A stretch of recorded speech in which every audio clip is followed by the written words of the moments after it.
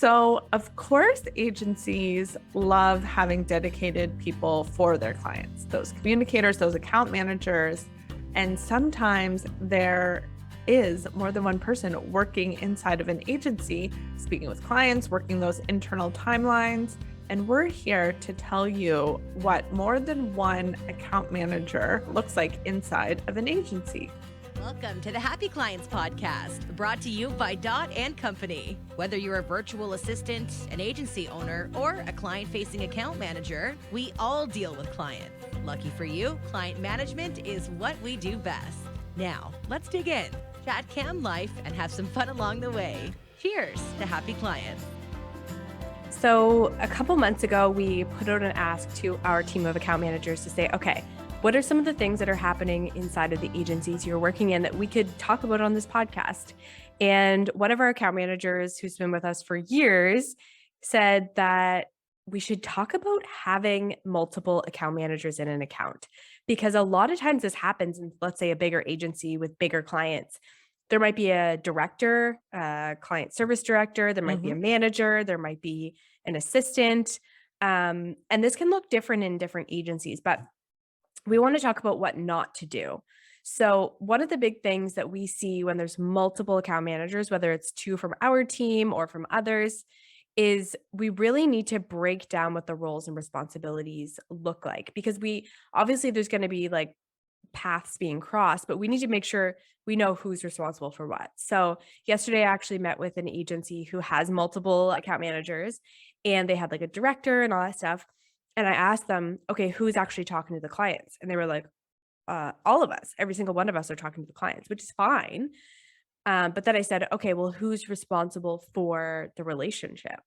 And it was just one person. So they already had identified that everyone can talk to the clients and get back to them and email them, but there's one person who's dedicated to that relationship. And I think that's a really key thing to think about, because you don't want to have multiple people with all these different meetings with the client. Like it needs to be a little bit streamlined. Like, of course, do what works for you, do what works for your agency, but there does have to be that go-to person that a client just knows is super responsive and can get the job done and can advocate for them and know what's going on in the account. So I actually love everybody kind of coming in. I love that sort of team support when dealing with clients, but that dedicated person is like the money, right? That's what really builds those relationships.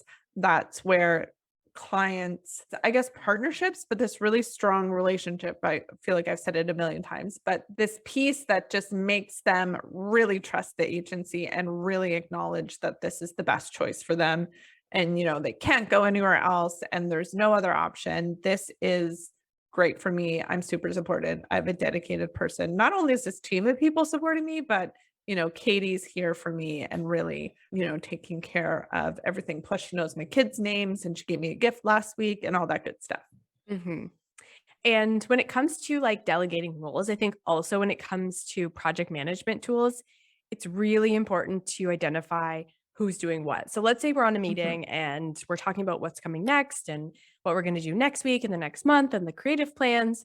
Well, who's going to take all that and put it into the PM software? Who's going to follow up with the team? Who's going to task it all out? Who's going to follow up with the client? So if you have multiple people, you really need to identify who's doing what so that things aren't falling through the cracks. So what we see a lot of times is that the director will be on those calls talking strategy, but then the other account managers will be the ones who are project managing and following up. So that's a really great way to kind of identify the projects and kind of divide and conquer that. But definitely from the beginning, identifying who's doing what. Totally. And I think there can sometimes be a confusion inside of an agency. Like, oh, I thought this person was handling this, in Slack, this person, said this. So like having it all live in one space and knowing those really exact roles and who's doing what, as you said, Taylor, it's really important to just keep everybody accountable, which is so easy to be like, oh, I thought so-and-so had this. No, that's the job of this. So like, well, no, it's right here. This is what's happening. I've assigned it to you. And fulfilling for the team. Like if you know what you're responsible for, it's just so much better.